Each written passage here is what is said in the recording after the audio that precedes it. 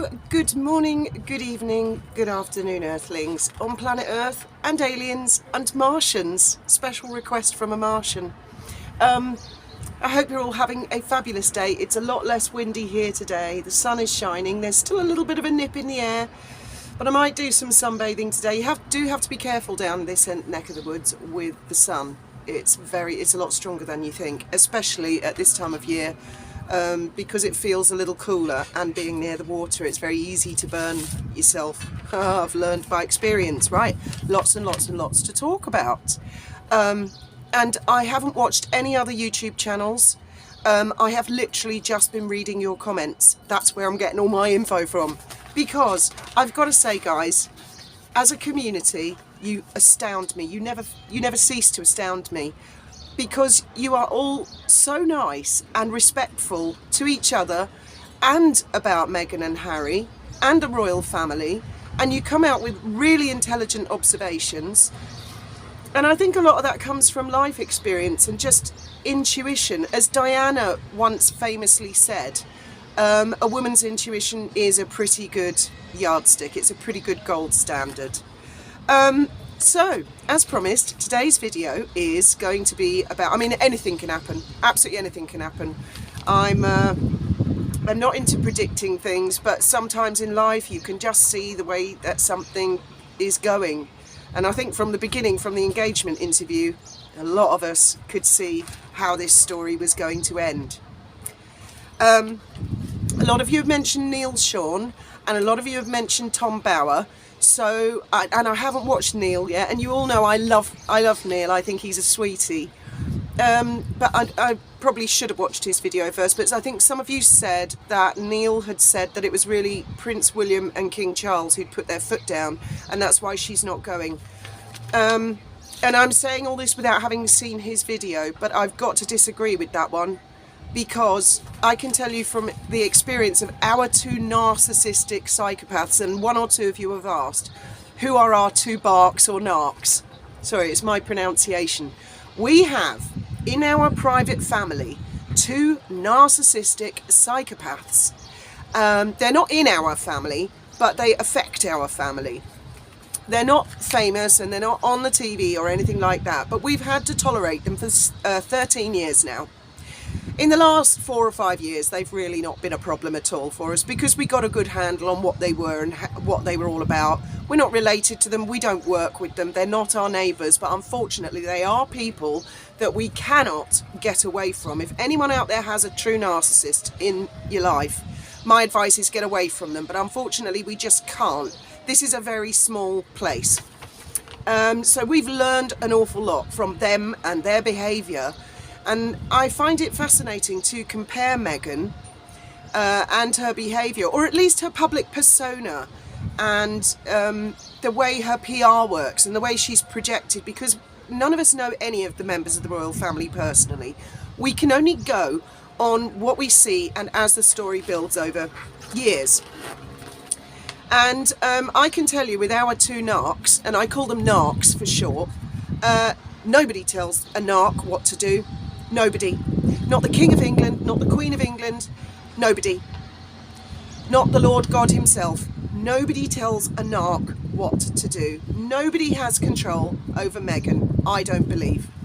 She would not toe the line. What I believe, and the reason that she has had all this power for such a long time is Harry.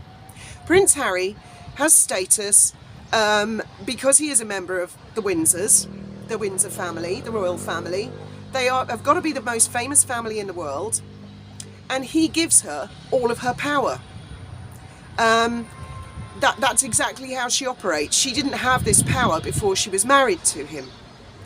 And to me it seems that she is losing control of him, or has completely lost control of him. And that it is he himself who's made the decision to go to the coronation. For what reason, I don't know. Some of you have said he has a court case a few days later. Yeah, but he could have snubbed it and he could have flown in later. I suspect it's a sort of the first step of returning to the fold.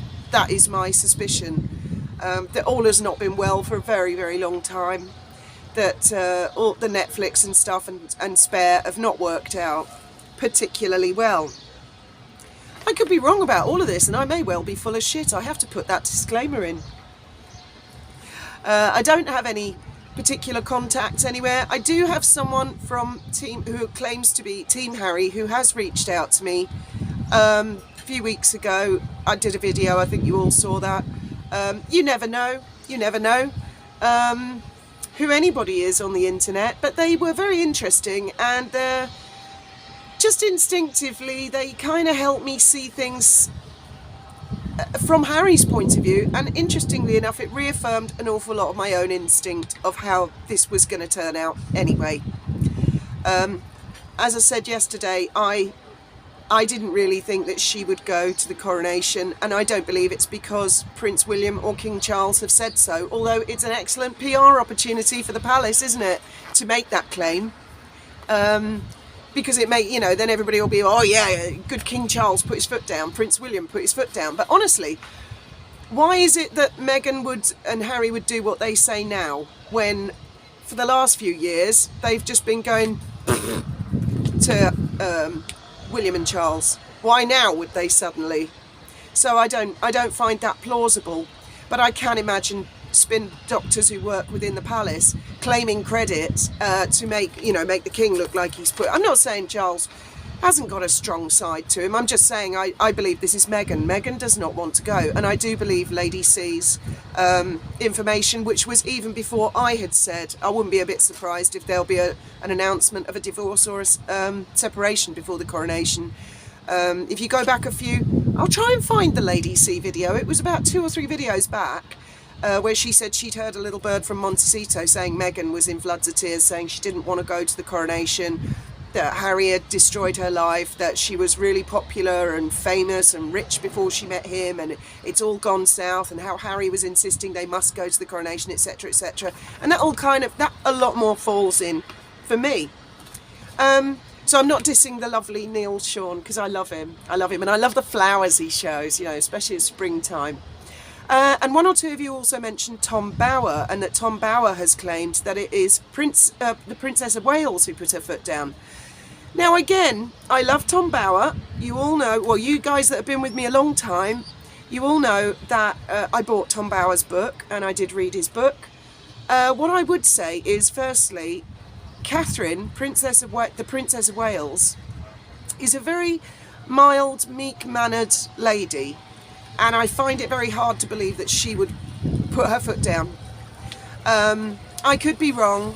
And also with Tom Bower's book, Revenge, that he wrote, I have to say I followed Yankee Wally from pretty much the beginning, and everything in that book, and actually more, Yankee Wally had already told us and informed us about it all. She went a lot further than Tom Bower's book. So it was a little bit like Tom was way behind the original YouTubers, the originals of the Megxit community, such as Yankee Wally, according to Taz, Murky Meg, the late and lovely Ashley. Again, I think it's caught all of them on the hop, actually. I think that a lot of the mainstream media was so convinced that she would turn up. I think they you know how mainstream media really gets into your head.